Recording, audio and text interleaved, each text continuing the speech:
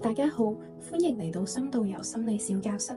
今日想用幾分鐘嚟簡單講下遊戲入邊5個心理學派，佢哋嘅核心思想、代表人物，以及喺日常生活中可以點樣幫到大家。我哋一齊嚟認識下啦。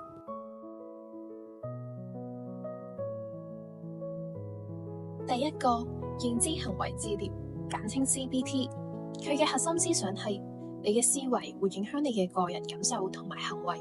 一個人負面諗法多，就容易覺得唔開心或者慌亂。只要扭轉一下思維，心情就可以變得好唔同。代表人物有亞倫貝克。亞倫貝克係 CBT 嘅老豆，佢喺1960年代研究抑鬱症患者嘅自動負面思維，發現只要扭轉佢哋扭曲嘅諗法，就可以有效治療抑鬱同埋焦慮。之後 CBT 亦都成為國際廣受研究嘅心理治療方法之一。日常嘅生活例子有：考試前成日喺度諗我一定死緊，個人就會好驚好亂。試下將佢改成我已經準備咗，盡力就得啦，就會即刻輕鬆好多。超級實用啊，可以幫你捕捉腦海入邊嘅自動負面諗法。第二個，人本主義，又叫做個人中心治療。佢嘅核心思想係，人天生就有成長嘅潛力，只要有人真誠接納你、理解你、唔批評你，你就會慢慢揾到答案同埋出路。人本主義嘅代表人物係卡爾羅傑斯。卡爾羅傑斯係人本主義嘅開山祖師，佢提出個人中心治療，強調治療師要提供無條件正向關懷、真誠以及同理心，革命性咁將焦點由治療師轉向當事人，對現代輔導同教育方法有深遠嘅影響。例如，朋友啱啱失戀，佢喊到好慘，你唔好即刻同佢講分手咪分手咯，揾下一個仲好啦。不如試下用心聆聽，同朋友講，我聽得出你依家好難受，俾佢感受到你嘅支持，佢嘅心情就會慢慢好返啦。重點係唔係要教人，而係要陪伴佢哋嘅成長。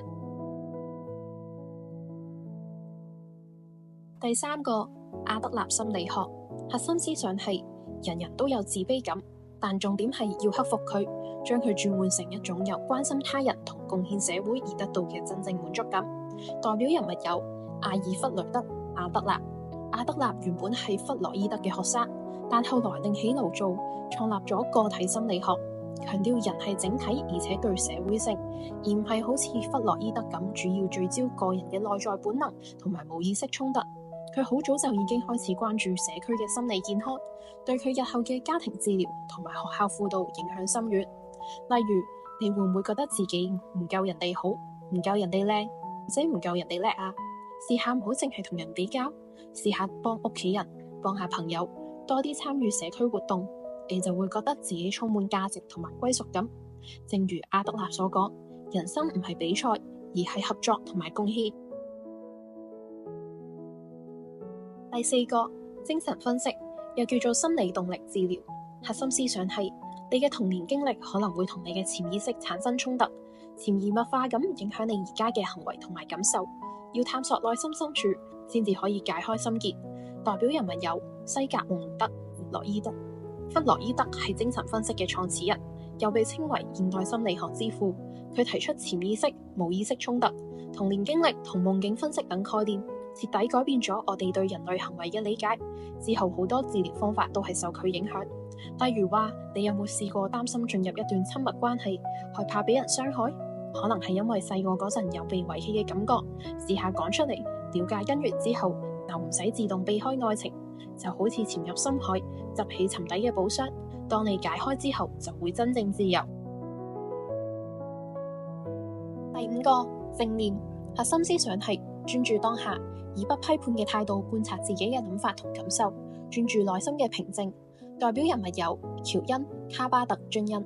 喬恩·卡巴特喺1979年創立咗正念減壓課程，將傳統佛教嘅正念練習世俗化，引入醫療體系，用嚟減輕慢性疼痛、壓力、抑鬱同癌症病人嘅痛苦，成為全球廣泛應用嘅正念方式，為醫院、學校同企業帶來深遠嘅影響。例如，當你覺得壓力爆煲、頭腦好混亂嘅時候，停一停，深呼吸，着重喺而家我好焦慮嘅諗法，但唔好同佢對抗。